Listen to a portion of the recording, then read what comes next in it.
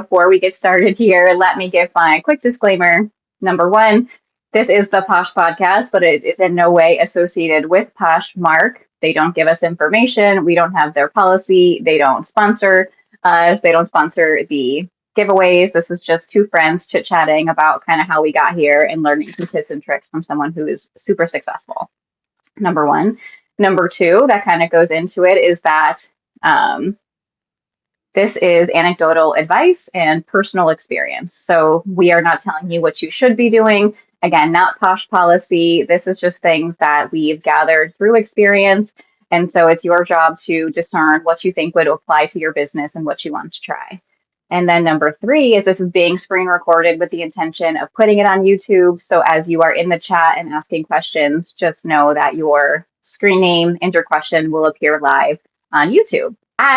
Our wonderful guest today is Miss Javany, aka Holy Flippin' Mama. I bet most people don't even know your real name. They just know that you are HFM, Holy Flippin' Mama. Great way to turn it over to you and say, yes, we know HFM. We know the brand. I know your tagline. You are a Christian, stay-at-home, reselling mom. But I'd love to know more about Javany and who you are outside of Holy Flippin' Mama.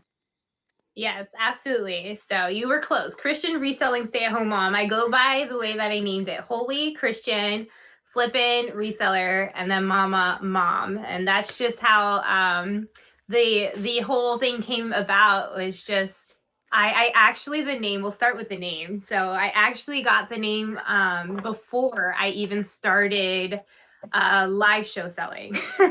So it was just a name that I prayed over it, like with my business. I am a Christian, so we'll start there. And above all things, I'm a Christian. Hi, Tracy. So I pray over everything, especially a business. It's nothing like small that I take lightly. So I wanted to start this business based off of obviously my Christian values and make sure that it glorified the Lord. So I pray through everything. I pray over my business. I pray through my decisions and all of that. And I was praying, and the Holy Flippin' Mama name came up to me because I was thinking about doing live shows, because I started with just listing. And then before Poshmark even had live shows, I was thinking about doing live shows somewhere else. But then I was like, I started backing out. And I was praying, and I got the name Holy Flippin' Mama, like just messing around. I was like, okay. And I just kind of ignored it. I was like, I'm not doing that. I don't know. I was like on the fence. And then all of a sudden, like Poshmark announced they were doing live shows. And I'm like, because I always said, if Poshmark starts doing live shows, since I'm already connected into Poshmark, I'll start doing live shows. And they started doing live shows, and I'm like, no, I'm still not doing it.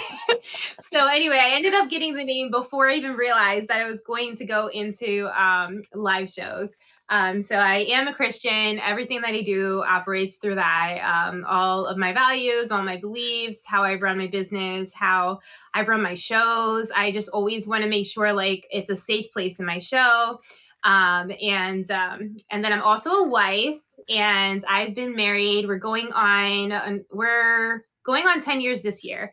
So 9.5 years we've been married. We've been together 13.5 years.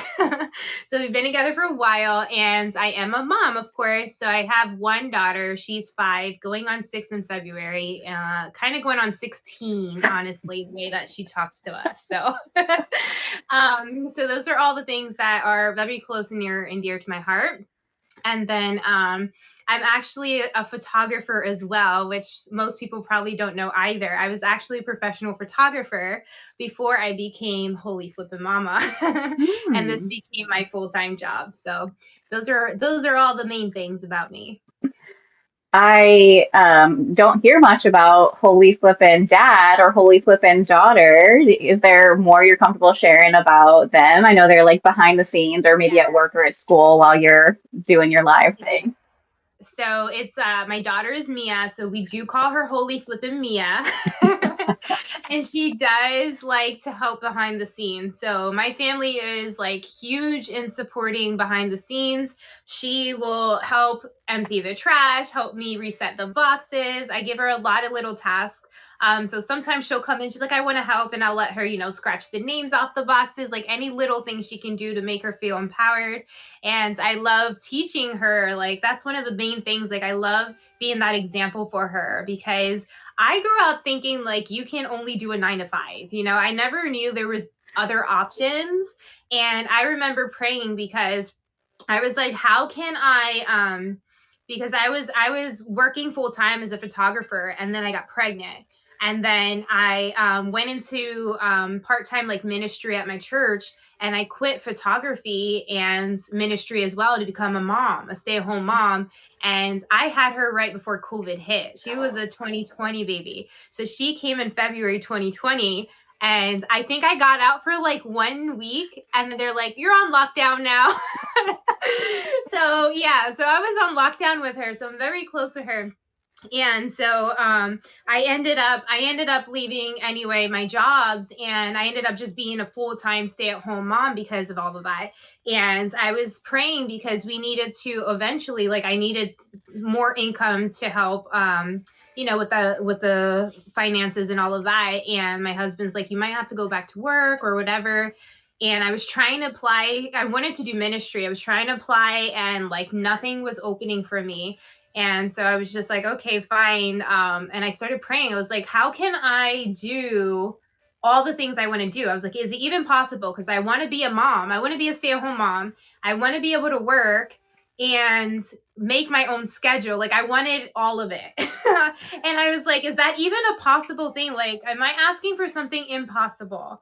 Because I wanted to be my own boss. I wanted to have my own business. I wanted to be a full-time stay-at-home mom. I wanted to go into ministry. I was like, how can I do literally everything? Because that's how I am. And then reselling just kind of fell into my lap, and we can go into that a little bit more in a bit on how that came to be. So that's how that happens. And I'm able to just be that example for her and show her that you can work for yourself, you can work hard, you can have fun doing it, because I love what I do. And starting her young, starting her off young. So that's her. That's Mia. She is very advanced. She's very smart, and she loves to sing. She loves to dance, just like I do on my shows. She loves watching my shows, and she started doing the burr, burr, burr. She loves when I do that. So she started doing that as well. And so, yeah, she told me she wants to do what I do when she gets older. And then my husband, he is my right-hand man for sure. He works full time. He is a pool repair. He was doing construction, and then he moves into pool repair. And he slowly started with just like, because I mean, husbands are always, if you have a business, they're always automatically a free employee. Because you're a partner. It's a partnership. It does not work alone. So even from day one, he would just like go drop off my packages, because I was only getting like a handful a week. So he would drop off my packages at the post office, and that was his extent. And then he graduated to going and picking up my pallets for me. And then he slowly graduated into helping me package. And then now he's officially my part-time, I guess you could say, employee as of my birthday. So I did my 12-hour marathon show on my birthday. And my dad was actually supposed to come visit for my birthday, and he wanted to help me with that show, but he couldn't make it. So my husband was like, I guess I'll help you then. And that's how that kind of worked in there. So he helped me with my show behind the scenes. He's very private. He would not get on the screen at all. But he helps behind the scenes. So he'll do like the putting the name on the boxes and taking the notes and organizing the orders and all of that, keeping me on track. So he started with my birthday, and ever since he was able to see, what I did a little more thoroughly, and the behind the scenes of how to run a show and how much goes into it. And then I showed him the numbers after, how viewership works, how the profit works, how all of that works. And a light bulb moment went off in his head, because he's like, oh, okay. So he had his like reels rolling and stuff, and he started helping me a little bit more with just scheduling my shows, increasing my shows, and helping me package more. So now he's definitely helping me do a lot of the packaging, because I've been packaging every single day now, which I never did before. I would go live and then the next day package, because it was just all me and that's it. And I've been looking into trying to get an employee, and it just hasn't been working out. So right when he started helping me these last couple of weeks, his job actually offered him the opportunity to have a 4-day workday instead of a 5-day workday. And I was like, you know what that means. So he's officially off on Fridays. So Fridays has been his day to help me with the business. So right now he is currently on his way to go pick up some pallets for me. I know. So he has been also from day one, my business consultant is what I call him, because he's very smart, good with numbers. And I don't like the numbers part at all, or any of that. So he's always like crunched the numbers for me. He's always made sure like I'm making good decisions, just bounce my ideas back off of him and all of that. So it's been, yeah, he's a big supportive Posh spouse now officially. So we changed his name to Holy Flippin' Rigo. So Rigo's his name. So he officially is Holy Flippin' Rigo in the chat. Because I asked him, I was like, all right, well, you have to be Holy Flippin' Daddy, because that's what we call him, because it's Holy Flippin' Mama, Holy Flippin' Mia, and Holy Flippin' Daddy. And he's like, no, I'm not having anyone else call me Daddy. So I'm like, fair point. Good point. Fair point. So it's Holy Flippin' Rigo. I love it. And I agree. A supportive person in your life, whether that's a spouse or a parent or a friend or somebody, to have somebody who from the beginning supports you and gives you the confidence when it falters, because it is a really hard profession. And then, like you said, having somebody who can understand, because I think people clash and are like, what do you mean? You just get in front of a camera and you just sell clothes? Like, it's not that difficult. So to have that supportive person understand the business makes it a great relationship, and then helps you grow your business, which you too have certainly done. Yes, and he and I have gotten so much closer because of it, because like I'm always almost working. So it was like my little world here, and I started to feel like a disconnect there. And now that he's a part of this world, it's just like strengthened our marriage even more. And I just feel so much closer to him, because I always said my love language, making me feel loved, is helping me with my business. I was like, that's how I feel loved. So whenever my mom comes over, she'll help me pack my orders, and I just feel like the most like cared for and seen when people help me with that, because it's just such a special part of my life. It's the thing that you care for so much. So Mhm. to see the people who care for you also care for the thing Right. that you love the most is what a great special spark to have. Yeah, for sure. And so you had mentioned a little bit about your past and reselling. You said we'll get into all of that. So what a better time? So I hear you were a full-time photographer and then got pregnant and then went into the ministry and then found your way into reselling. So tell us the path that got you to be this holy flippin' mama that we know now. Yeah, so I actually I started with couponing. And I didn't realize couponing was a gateway to reselling. But now I do. So careful if you're a couponer out there. I started just with couponing just to help save us some, you see, just to help save us some money in general. It was just my way of helping out. And I got pretty good at it. And like, it was really fun to watch like my stock closet get full and know that I'm saving my family money in the long run and all of that. So I was doing couponing, and one of my closest friends, in person friends, I should say, she actually was doing it as well. And then she got into Poshmark. So she's the one who found Poshmark first. And she was just listing, because that's all you could do at the time. She was listing, and she mentioned, here's the app I'm doing. I think you'd be really good. I think this would be great for you. And I was like, oh, okay, cool. Send me the link. I never looked at the link. And she brought it up again, and she's like, I really think that you should take a look at this app and blah, blah, blah. I was like, yeah, I'm a busy mom. I don't know. Skeptical. I was very skeptical. And so I just ignored it again. And then a friend of my mom's gave her a huge box of kids clothing for my daughter. And my daughter is very sensitive. She has sensitivities and allergies to like polyester and all of that. So she could only wear 100% cotton. She's getting way better now, but before that's all she could wear. So I had all this stuff and I can only keep what she could wear. And I had an excess of kids' clothes just sitting there, and it was nice stuff. And I was like, I don't know what to do with this. So I was like, oh, let me test out that app that my friend was telling me about. I don't know.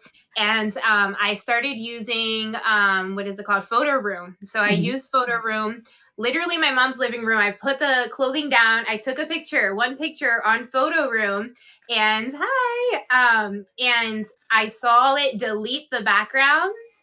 And as a photographer, that was like magical to me. I was hooked since Photo Room, honestly. So it removed the background. I listed it, and I got hooked just off of that. Yeah, it was magic. I got hooked just off of that. I can photograph anywhere and remove the background and list. And it just clicked for me. So in like one day, I listed the whole entire box of kids' clothing. And then I had like clothing. I started going through my clothing that I didn't use. And then I was listing that. And I even remember selling my first item was a maxi dress, an unbranded, beautiful maxi dress. I sold for $15 out of the closet. And you always get hooked on that one. So I did it. I packaged it. I shipped it. I probably even have a photo holding it. I was just like so excited. So it just went from there. I was like, oh, this is cool. So I turned into like a listing monster. And the number one thing is I never put a dime in. And I thought that was crazy, like cool. So I never put a dime in. I started going through my mom's clothing. She started giving me her clothing, and it just kind of escalated into everyone. Like I was talking all about it. I was like, look, this is what I'm doing. I'm listing, blah, blah, blah. If you have anything in your closet that you don't want, or you do your like spring clean out, just give it to me. I had people like my friends and in my church, they were just like, oh, what are you up to lately? Oh, I'll tell you what I'm up to lately. And then they end up giving me their clothes. They were dropping off stuff at my porch. Like it was just a lot of things. It was this whole organization of just getting me inventory. And I was taking everything and anything. I didn't know anything about anything at that point anyway. I was just listing like crazy. I was like, I don't care what it is. I was listing everything, filling my closet. I got up to hundreds of listing very quickly in like the first month. And then I started seeing the sales and rolling in. And then I was like, this might be it. This might be the way that I can make money and still be home with my daughter. Because I was trying to find a job and it just wasn't working out. I was like, if I can make this work, anything helps really. So, and we didn't want to send her to daycare. I was a preschool photographer for Life Touch. So I knew about all the daycares, and there was only one daycare in the state. I'm in Florida, by the way. Hi. There is only one daycare in the state of Florida I would have taken her to, because I've been to all of them photographing, and it was nowhere near my house. So I was like, I don't want to put her in daycare. So it just snowballed from there. And I started listing everything, collecting from people. And then I expanded my little reselling listing business to yard sales as well. So I started having yard sales on the weekend, and I did dollar clear out sales there. And that was like the two parts of my business in the very beginning when I was with my daughter. And then it just went from there, went from listing to all of a sudden there's live shows. My friend was like, you'll be great at live shows. I was like, I don't know about this. And she did a silent one. She doesn't do shows. She just lists. She still lists. She did a silent one. I was like, oh, okay, maybe I'll try a silent one. So I did silent shows in the beginning. Mostly they were like little podcast voice, because I would do not so silent shows is what I called them. Mm-hmm. And people would come in. I didn't sell a single thing, but people would come in, my friends would come in, and I would just be making jokes. I would be auctioning things off, just having fun really. And doing that. And then eventually I was like, okay, let me try going live.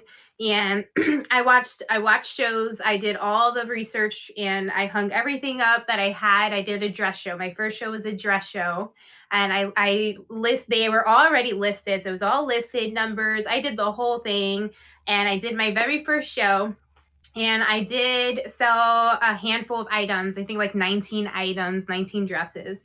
And I was super excited, a little bit more and more and more, until it escalated into now I'm doing it like full time. It is my full-time job. It turned into a business. It is an LLC. And now I'm going live even more because we just bought a truck for the business. So now we are trying to pay the truck off with the business money because our truck that we had to go get the pallets broke down last time. So now we Oh, have a truck that we had to get. Yeah. And so now I'm working like almost every day. you are So working almost every day. I see you on all the trains. I see you on all your regular shows. You have lots coming up. But what I can yes. really like glean from that was that we see who Javany is now, and it is this like 5 time a week seller getting pallets, and just to know like she didn't step into that, right? She started with just a box of clothes that she had, didn't put a dollar into it. Nothing has changed about that. You can certainly just start with some items from your closet, some kids' items, some friends' items. If they're going to give it to Goodwill anyways, they might as well give it to you for free and offer to Right. pick it up. And they won't even have to take it to Goodwill. You can come get it. So it's so important to know that everybody starts at the beginning. Yes, and I also would go to yard sales. I would yard sale a lot too. So whatever money I started getting in, I didn't spend any of it, but I had the luxury not to because I do have my spouse that supported me. So I just put the money back into the business, bought some, and slowly started sourcing and buying inventory. And yard sales were my go-to because that's the cheapest that I could find. And then I would go, and if there was a yard sale that had a lot of clothing, I would tell them, contact me after. I'll come pick up everything. You don't have to take it to Goodwill, and I'll give you a price for it. Like, I'll pay you for it. So I would buy out yard sales. That's how I built up my closet as well. I would go buy out yard sales for like $100. I would have like a car full because they were moving and they didn't want to get rid of it and all of that. And it was always scary. It was always crazy, and I was always just like taking risk, but there was always reward in it. So that's how I first started with that. And yeah, I started with just sourcing. And then I started with collecting from other people, and then I started sourcing once I had the money to. And then I ended up moving 3 years ago. I ended up moving out here where I'm at, and it's country. So I had to pivot a lot because the yard sale stopped. There's no yard selling here because I'm like in the middle of nowhere. So that was a part of my business that had to die down. And then there's no Goodwill here. The only Goodwill that they had closed down. And there's only 2 thrift stores here. So there's nowhere to source. And yard sales, there's the same yard sales over and over again. And it's like not really a thing. So, and there's like miles between them. So all of the ways that I had sourced had died down once I moved here. And in comes pallets. That's why I had to switch over to pallets because I needed a way to get inventory fast. And also sourcing took all my time as well with, and I had my daughter at the time. My daughter just started school this year, kindergarten. So she was home with me, and I was like, I just can't list all day, and I can't source and be a mom. I couldn't do it all. So I had to find a way to bring in a lot of inventory, move it quickly, and eliminate the time that I was spending not only sourcing but prepping the items. So with pallets, there's like no pre-prep for the most part. I've switched now to hanging because I've been having like back issues from the pallet pulls. So now there is prep, but not as much as like going sourcing, stain treating, all of that stuff beforehand. So then now I do a lot of pallets, but I've been slowly getting back to sourcing again because it's just fun. And for the trains, I do more curated items for the trains. And then for my personal shows, I do the pallets. So that's just how I've slowly pivoted here to have different inventory flows going on. And I think, again, I hear that you had a huge shift, and there's a lot of reasons why it's hard, and there's a lot of reasons why we can say, like, I'm going to stop, right? You are moving here. There's no Goodwills that closed down. There's only 2 thrift stores. There's probably not a lot of people donating to those thrift stores. And so at that point, it could have been easy to say, like, well, I probably Mhm. shouldn't do this anymore. It's too hard. But instead, you really had that mindset of this is going to work. So rather than like, Mhm. what are all my roadblocks? What do I need to do to make it work? And now let's roll it Right. back and see all the steps that I need to take. That is just such a great lesson of you really have the choice if you want to make it work or not. Just if you're going to give up or if you're going to put in that creative solutions. Right. The word of my year for the business has been pivoting. Pivoting has been the number one thing I have had to pivot. I have learned to have to pivot. Like, you just got to learn to pivot and embrace pivoting. And like, as soon as an issue comes up, or as soon as there's a roadblock, the number one thing that comes out my mouth is pivot. Let's pivot. That's all I think. I'm like, all right, time to pivot. And you just got to create a way. There's always a way to make things work. Like with my Mexican beaded jewelry. So I usually do my Mexican beaded jewelry shows. That was one of my number one profiting shows, by the way, and my number one popular shows, and my favorite show. Exactly. So the Mexican beaded jewelry, a lot of people know me for my Mexican beaded jewelry. Well, with the tariffs and all of that happening and the prices and the raising, I have an 18.5-pound order stuck at customs. And it's been stuck there for a month and a half so far. And we can't get it out. We don't know what's happening. We don't know if they're going to let it be released to me or if they're going to send it back. We have no idea what's going on because of all the changes that's happening, getting things imported from Mexico in general. It's just, and I always knew it was going to be a blessing. Every single time I got this jewelry, I knew it was a blessing, because it's not easy to begin with, but now with all of the things going on, it's really hard to get it in. So I haven't had my jewelry shows. I haven't had my jewelry at all. And I had to pivot. So we pivoted to the pallets and there's just always a way. So I went and I got more pallets, and now we're just pushing my pallets even more and doing the trains and sourcing. And even now, like, I'm hitting another roadblock because I'm selling a lot. I'm doing more shows, but I have to keep up with the inventory for that as well. So my husband's going to get more pallets, and I'm going to be sourcing this weekend. So, and I have to go out of town to do so. So it's just like, you always just have to find a way, like, because the closest like sourcing stores, other than my 2 thrift stores here, which I can only get so much from, it's about a 40 to an hour drive. So I'm going to have to go out of town this weekend to source for all of my trains that are coming up. And then the pallets will supply as well. So it's just a constant pivoting around here. So if anybody sees the Ross from Friends shirt that says pivot when they were trying to get the couch up the stairs, I don't know if you're a Friends fan, but it's for you. One was, where are you in Florida? And it kind of speaks to sourcing. The second one is, how do you get your pallets? Or if somebody was looking to get a pallet, how did you find your way into it?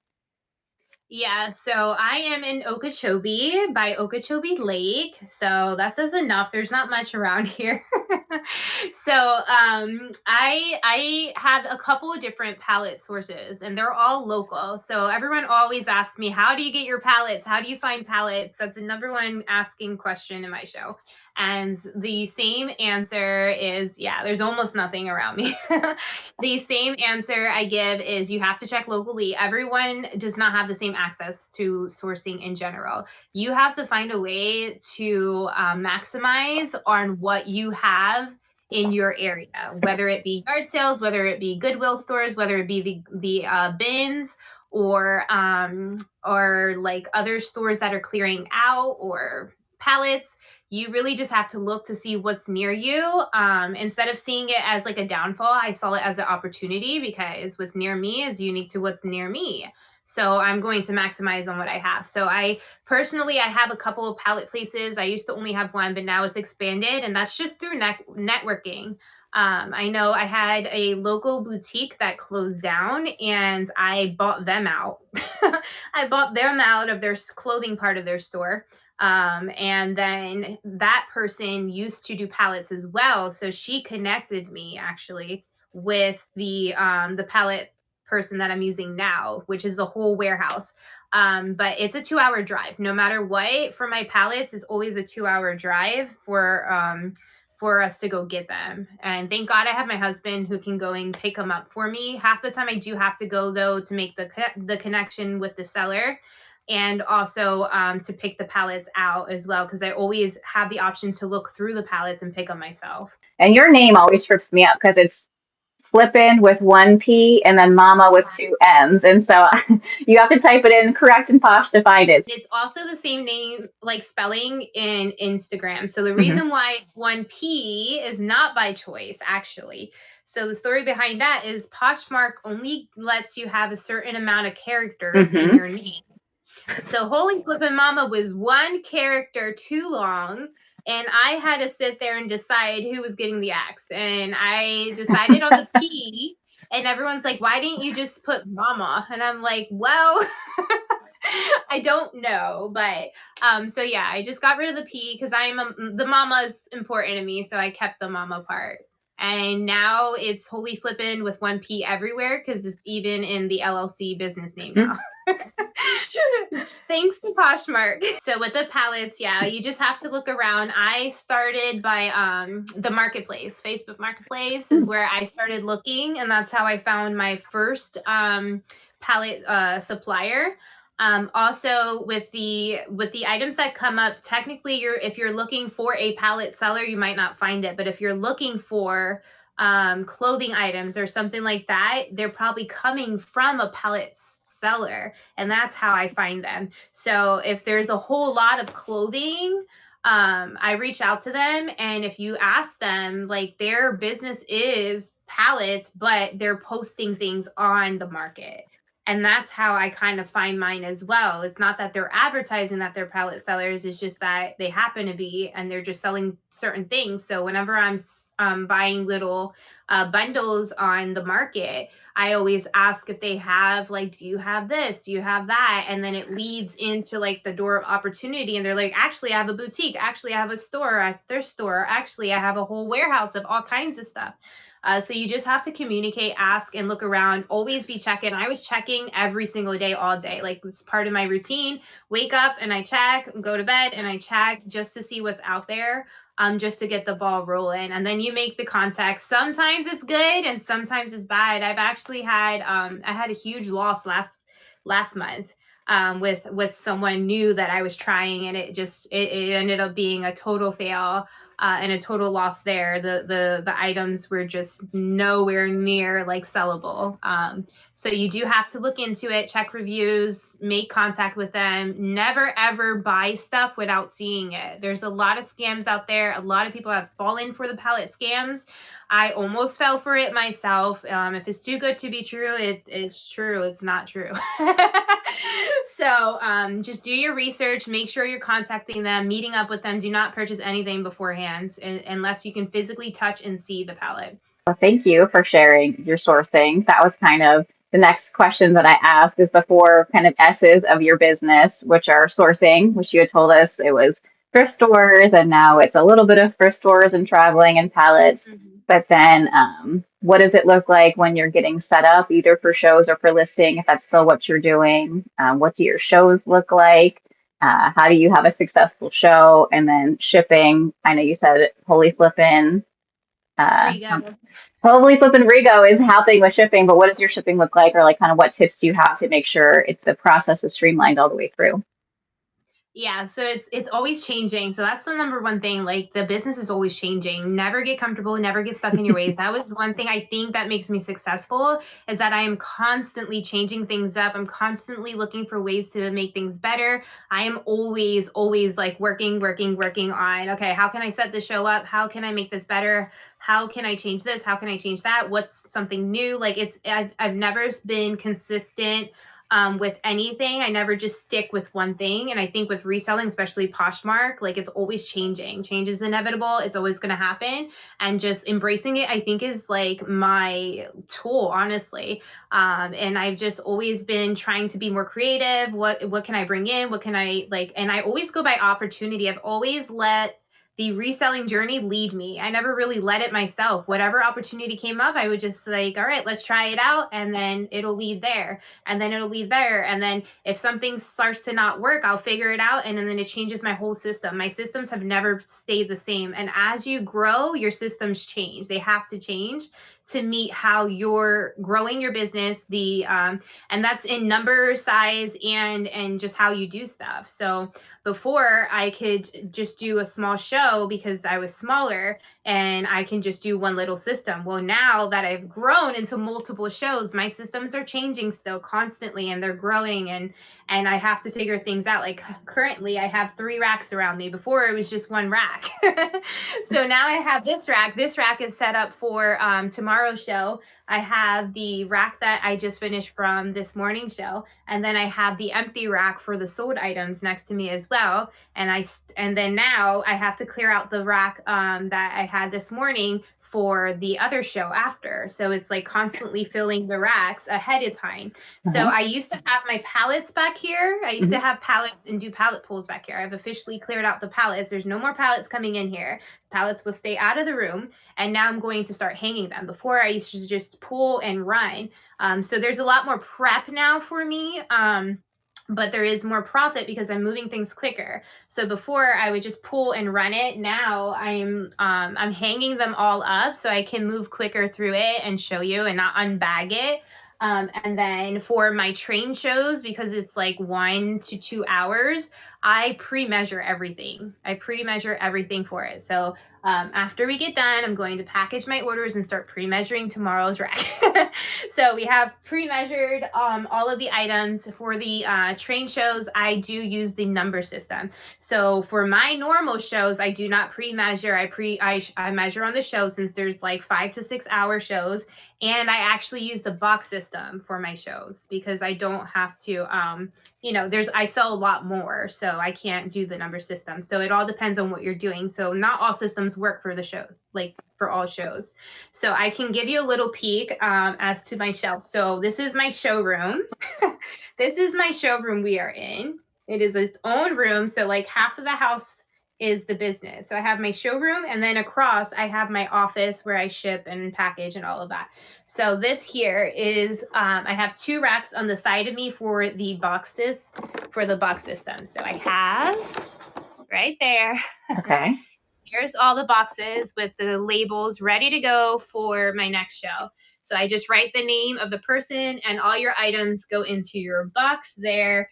And then when the show's over, I just bring the boxes across to the other room and package them. So that is the system. I also do screenshots. Screenshots are so important to me. I have always done screenshots. Yes, they take up a lot of your space, but they are so worth it because this morning on my train show, we had like multiple payment failures and it messed up all of my numbers.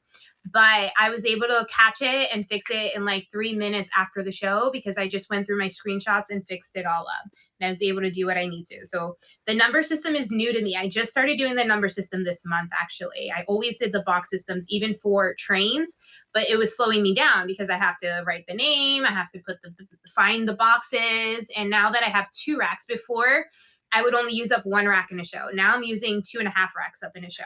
So to find that many names is too much. So I had to change my systems. And so now I do the number system for the shows. And even still, I might have to adjust again because as you see, this is my sold rack from this morning. Okay, that means I'm going to have to find a way to have 2 empty sold racks if that continues, which it will, hopefully. So it's always like, and then I have to change my whole room again. And it's just like, I'm trying to get more racks in here now. So those are the two systems. My husband helps me prep the shows sometimes as well. So if I need him to, he preps the boxes. He'll make the boxes. He'll put the clean labels on the boxes, and he will vacuum in here, and he will help me hang up the items. He will also help me pre-measure if I really need to. And for pre-measuring, I have these tags that I got from the Zon. So I have these tags that go on, and you just write it on there. And then we actually bought labels. So these are sticker labels. Because they were supposed to be reusable. You're able to like wash them off and they don't wash off. Some you can, but then I'm thinking the amount of time it takes to scrub them off. If you guys are doing this, listen, the amount of time it takes to scrub them off is money. Time is money. So we bought these little labels. We measured it out and we found the exact labels that would fit on here. So now they're just sticker labels that we stick on after every show. We'll just stick them over the old ones. And that's how we reset those. So they're ready to go again for the pre-measuring on that. And then so the shows, that's how I run my shows. I think I answered all of that on how I run my shows. Yeah. And then packaging, again, if it's the boxes, we just, I go into my orders, I filter it as not shipped, and I scroll down and go in order. That is a good way to catch all of your anything in the box system, any missteps or any of that. Because I grab your name by what it tells me. I print the label and it tells you how many items that you have. So I just count your items and make sure it matches up. If it doesn't match up, I have the screenshots that I go back to and I can check and find it. Because sometimes it's just a matter of me making you 2 boxes instead of 1 box because I thought you had just bought an item, but you didn't. You bought another item. So I can just easily fix that. So with the behind the scenes systems, I've been able to catch a lot of my human mistakes, especially if you have other people helping you that make the same human mistakes. And then the number system, same thing. I'll go in, I'll print out your label. It says under the size, of course, the sizing system is where you have your number, and I'll come pull them out. And I take them off the hangers because thanks to P31 Home, I realized you take them off the hangers. That way, when you're done packaging all your orders, you can just collect the numbers in order. And before, the first time I did the number system, I had a whole mess that I was just like trying to figure out the numbers. So I was able to do that. So now that's what we do. We take the numbers in order. I take off the size labels. We reset those, and that's it. The rack is ready for the next portion. That is actually genius. And there is a lot of work. Either way, I know people have been messaging me on IG about how I do my systems and all of that. And I tell them, like, there's pros and cons to every system. You just have to find what works for you and for what show. Like, I use 2 different ones for 2 different types of shows. And you really have to decide if you want to put the work beforehand or during the show. You're going to put the work either way or after. So I realized pre-measuring is more money for me because I can sell more items instead of pre-measuring. It took me so much time during my train shows measuring on the actual shows when I could just take that time to pre-measure ahead of time, and then I can sell more during the show. So I am doing more prep work, but it's going to bring me more sales that way. And same with like the number system. The number system is amazing during shows because you just hang it up and that's it. You don't have to find people's boxes, but there is more work on the back end because now I have to go find the numbers, take them off the hangers. I have to take all the numbers off. I have to reset all the measuring labels and put all the hangers back. But again, I can move way quicker and sell more stuff that way. So you're putting the time in no matter where. Just you decide where it makes the most sense for you to put the time in. Like you said, am I going to pre-measure ahead of time or pre-measure in the show? You're spending the time either way. It just depends where you're going to do it. Or with a number system, am I going to put it in the box and be done after the show? Or am I going to put the number system on and be fast in the show or take a little time after? Jamie Nicole had said, do you have a separate space to be able to rotate the items easily? So maybe you can walk us through like from pallet or bagfuls of stuff to getting it into the Posh room and ready for a show. What does that rotation look like for you? Yeah, so as soon as I get inventory in, whether it be a pallet or sourcing, it goes well, the sourced items go into my office and I inventory it into my phone. So I have an app that I keep track of everything in. So when I expense it, I put the expense, and under the expense note, I put my inventory numbers. So I'll count everything out. I'll put in how many items that I got, and I'll also find the average cost of good and enter that into the notes as well. And then from there, I do have bins around. They were around the whole room. Now it's not because I'm bringing in racks, but you can see here, there's 2 bins here. These are 2 separate shows right there. So I have bins along the room, and I have bins in my office. And as I'm sorting, I put them into the allotted show that I'm going to have them in. So I have the graphic t-shirts back there. And then I have this show, we'll talk about hopefully in a little bit, is another show that I am doing this coming month. And then the men's show that I'm doing this weekend, I have that bin and the items. Congrats, Johanna. I have that bin and the items on that side of the wall. And then my 2 shows for next week, those bins are in the office, and I am currently adding to them for the racks. So that's how I do it based off of what I'm doing. I just allot it ahead of time, and it's just saved me so much time. When it comes to the pallets, I literally just random pull. I bring the bins to my pallets wherever I have them located. I load it up, I bring it in here and just randomly hang them up. And that's what I do. And I keep the pallets separate. So right now I have a graphic t-shirt palette and a Kohl's palette. So I'll just have a graphic t-shirt palette clear out show, and I'll bring all the t-shirts, line them up, or I'll have all the Kohl's items, line them up, and sell them that way. So that's just how I organize in bins around the room on the floor. I utilize almost every inch of my 2 rooms I have here. So, and then anything that doesn't sell, I rotate it to the next show. I just rotate it into the next show. And then, because I have like out of the 90 something items this morning, I probably have like 20 items. So I'll rotate those into, I'll put them aside in a separate bin. I have a separate bin of those items that didn't sell, and then I just slowly rotate them. If I need them in another show, I'll just put them in another show.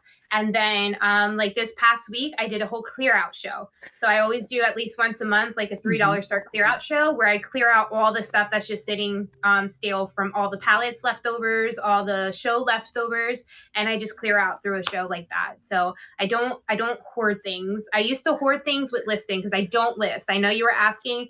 I don't list anymore. I am trying to start listing again because of the new bundling. I think it'll definitely benefit me to have more stuff listed so you guys can bundle out of the shows.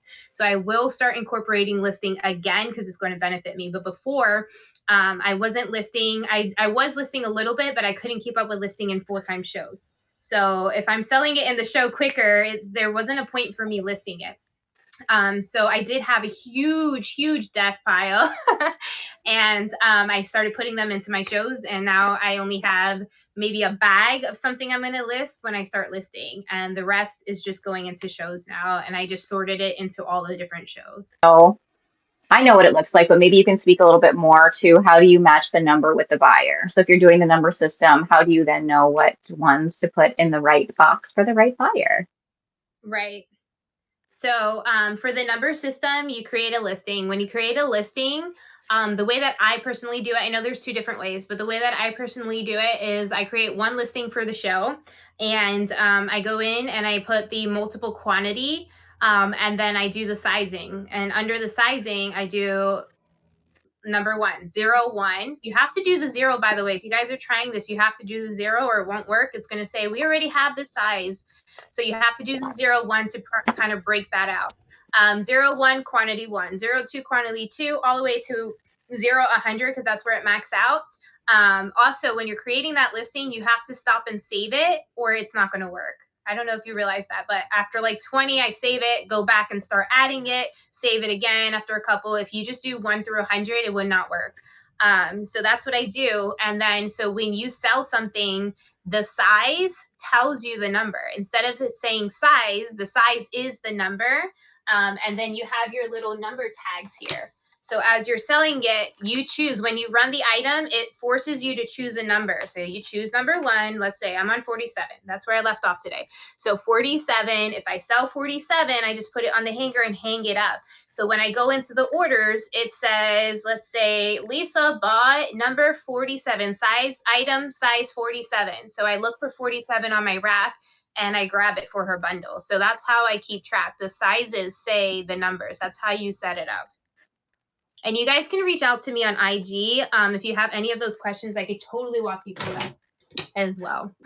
So here's my listing. So I create a listing for each like train show, because I only do it for train shows, the number system. So this is the one for this morning here. You see, so if I scroll down, these are all the sizes. These are all the sizes 1 through 100 is what it's going to show you right there. Okay. So all I did, let's click on here. I'm going to click on the one for tomorrow. This is the one for tomorrow's train. This is the listing. So I'm going to click edit so you can see. So I have my photo. I named it. I put all details in the description will be given during the live show. I just put woman's other. And then it says here under quantity, you change it to multiple.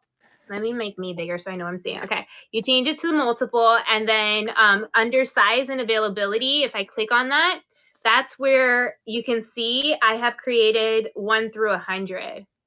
Okay. And you can only go up to 100 in one listing. It will only let you go up to 100. So if you go beyond that, you're going to have 2 separate listings.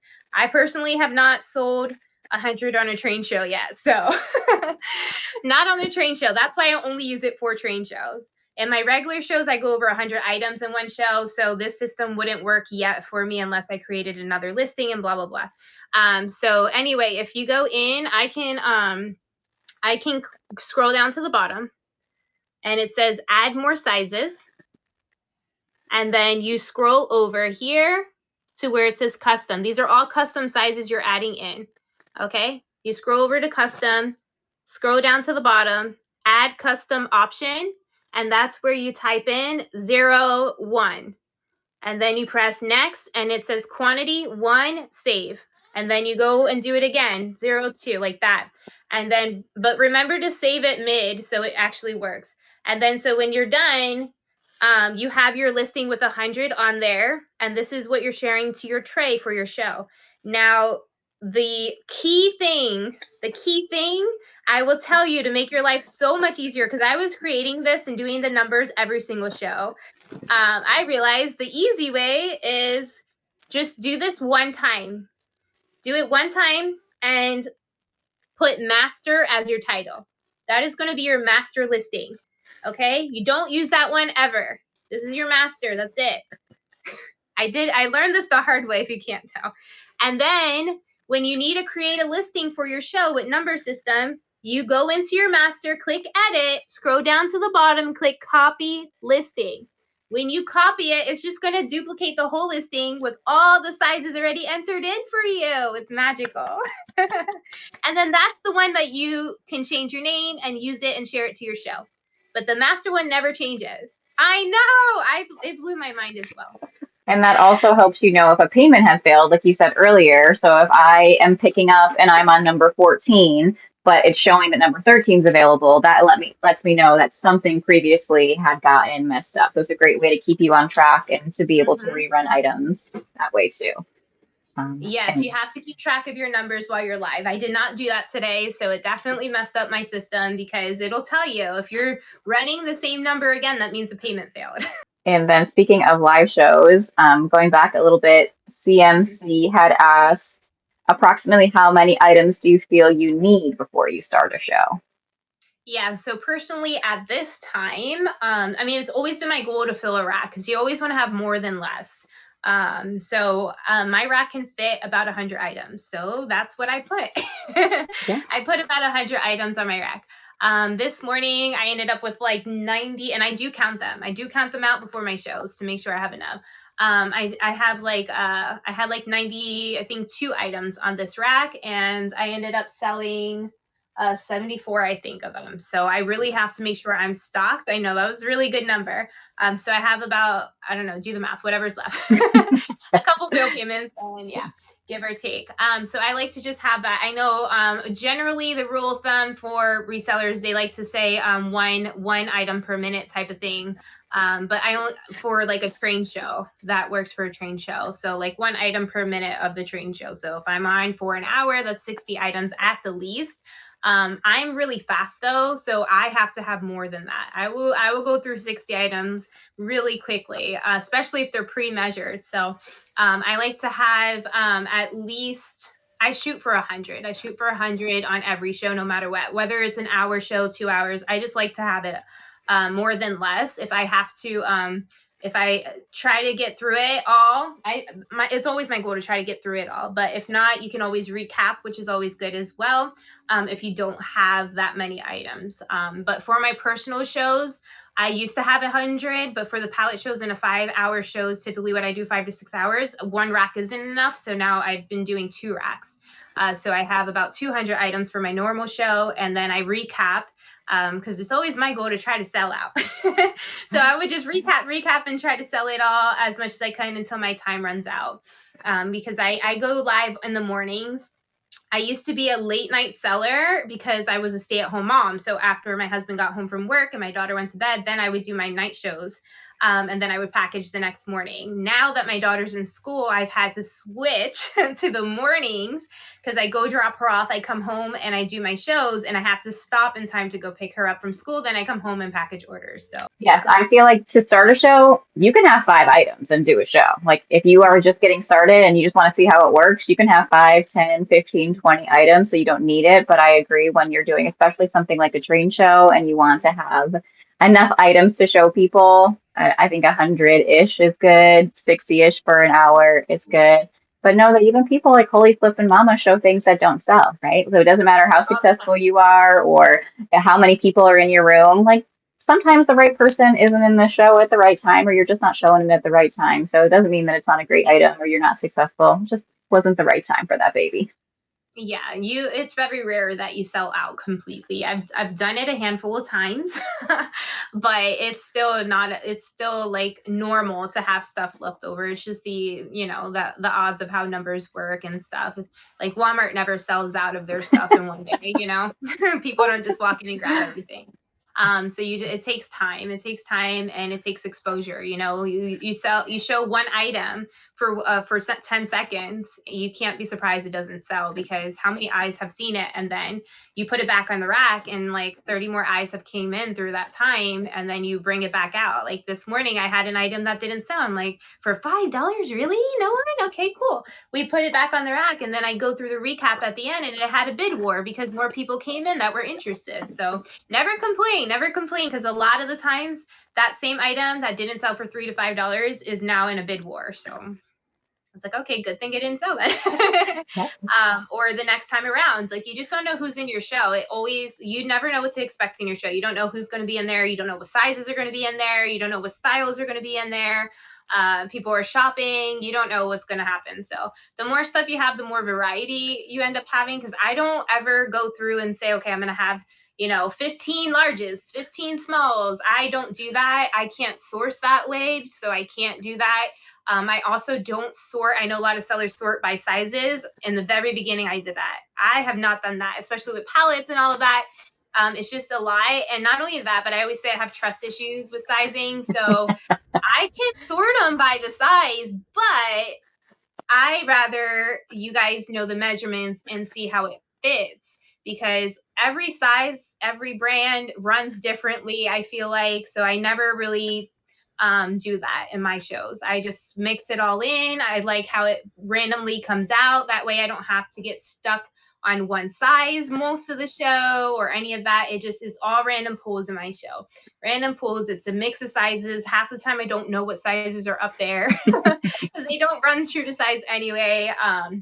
And if I'm doing pallet pulls, I have no clue. I'm just hanging them up. So I want to be respectful of your time. I've had an hour of it, and I know it's PFF day, so I know you want to go support your friends. So let me just maybe give you a little tip if it could be helpful. So I have the dry erase, or I have the tags as well, and I use wet erase markers. So they're Expo wet erase, which means they're not dry erase, so they won't wipe off when they're dry, but they do wash off. So I just like fill my sink. I dump them all in, I shake them around and throw them on a towel, and I can use these. So if your system works, that's great, but that could be another system that y'all could work as well.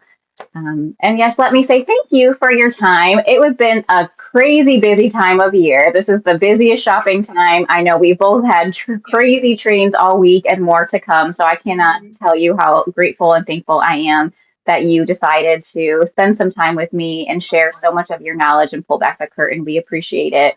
So let us know all the places where we can find you. Either I or you can just kind of go through the tray and show us all the places that we can find you. Yes. Yeah. So my schedule's all over the place right now. I used to be consistent, but now that I'm doing more shows and trains and stuff, it's just on a week to week basis. I do release my schedule on IG, same spelling. But I can post my live show listing first, which I think it's already posted. I just unposted it. There we go. So this is my live show listing here. This is the safest that we have on here.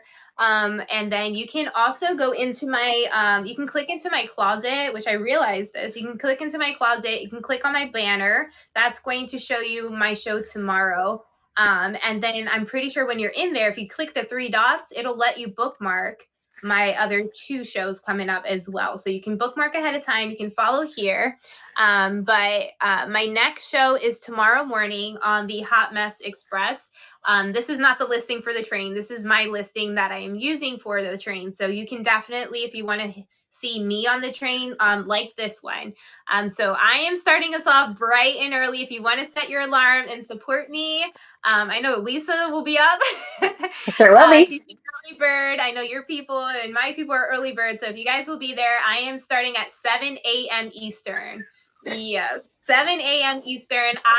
Personally, it's $5 to $8 starts, but I am usually $5 starts. So I will be doing $5 starts on this whole rack that I have curated myself behind me. There's a lot of really good goodies on that one right there.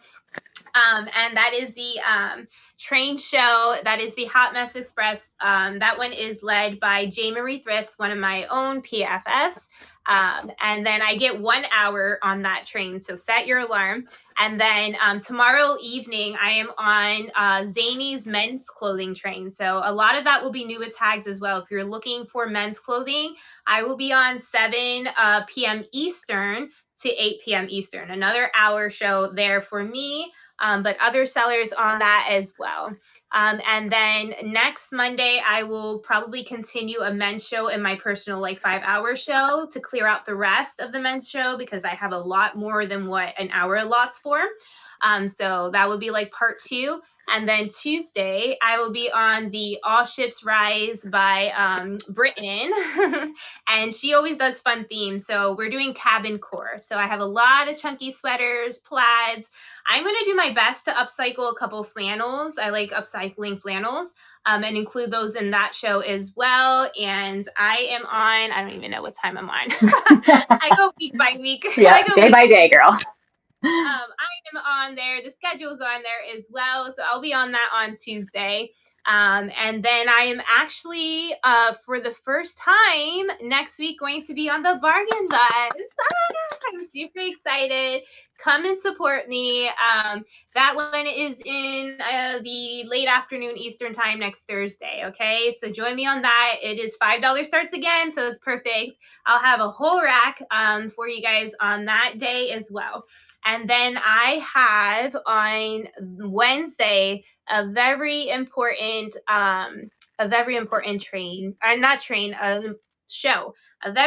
show that I personally am launching. So once a month, I have partnered. If you want to like that, you can click on it and learn the details too. I have personally partnered with my local pregnancy center.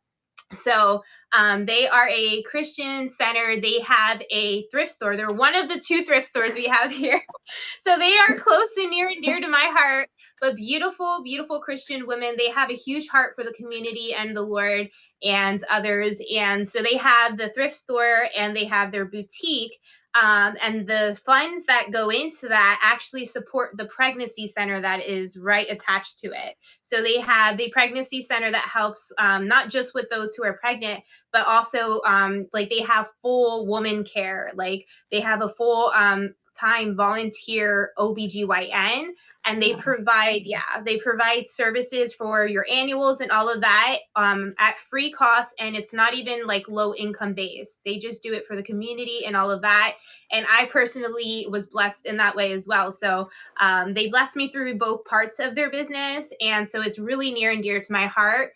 And I know them all very well. I actually volunteer there sorting their donations for their boutique. And then recently the Lord was like, hello, it's very obvious because I always pray, how can I use this for God's glory, and how can I just spread love and light and all of that through what I'm doing here, just because I know I do this for my family. I know I do this to, support my business, support my family, but I was like, I want a bigger purpose behind this. So I was praying one day and it just fell into my lap. It's like, combine it all, my friend, combine it all. So now I'm going to, I have that bin that I already pulled out of their donations and their boutique. This is all their stuff. I'm going to be selling all of it on my show on Wednesday, and they get the full profit. They get all of the profits. It goes all towards them and towards what they're doing. there. So they help so many women with their health. They help them walk through, pregnancy, miscarriages, and all of that other stuff. They provide parenting classes. They do a lot for the community there. And not to mention they have the boutique that people can shop in and all of that. So I'm super, super excited to be partnering up with them. That is launching next week.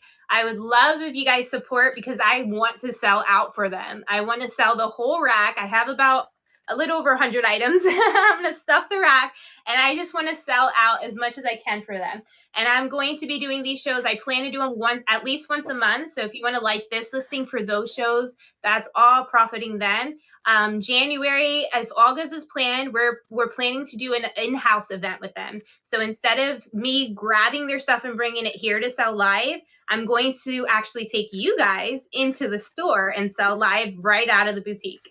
I got to figure out the back ends of that and all the systems and all of that and work with them, but it's going to be a blast. So go ahead and like that.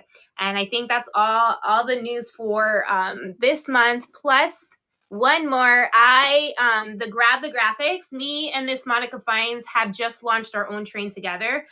So she has the PFF train that I was on this morning, but we launched the Grab the Graphics this past month together. So this is a bi-weekly train, and so the next one should be February. And this is all things graphics. So if you guys are interested in that, go ahead and like that one. I think that's everything. Because I'm exhausted listening to it. Because girl, my goodness, you have so much going on.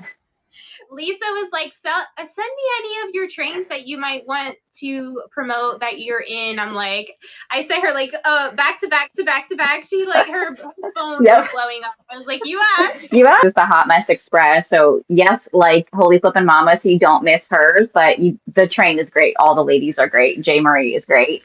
The men's clothing train, of course. There's the main listing flyer. All Ships Rise is a great new seller train. So if you are a newer seller or you want to help support some newer sellers, that's a great one to get on. The Bargain Bus doesn't need any more legs. You don't need to like that one. That's just kidding. The Bargain Bus is amazing. It's the very best stuff, the very best sellers at the very best price. Because you'll just get a little notification in your feed that says an item you liked is about to be live. You can see her anytime she's live, whether it's jewelry or pallet pulls or clearance or train shows. Obviously, with all of this good information and this beautiful face and this amazing personality and light and shine and rainbows, you're going to want to be there every single time. Thank you so much for allowing me to be here. And you guys, I just want to say, be yourself, do you, and anything's possible. You can make a way, and you don't have to be like me. You don't have to be like any of the other sellers. If you want to give it a shot, don't let the fear of striking out keep you from playing the game. Just be yourself, and your people will find you. And with that, thank you, Javany, for your time. Said make sure you put a heart on this one. Follow her on IG. Same thing, Holy Flippin' Mama, 1P, 2 M's. You'll find some good previews. You'll find her show schedule. And I hope you have a wonderful rest of your day, amazing train shows, and just continued blessings in the future. Thank you so much for having me, Lisa. You're awesome. I appreciate you.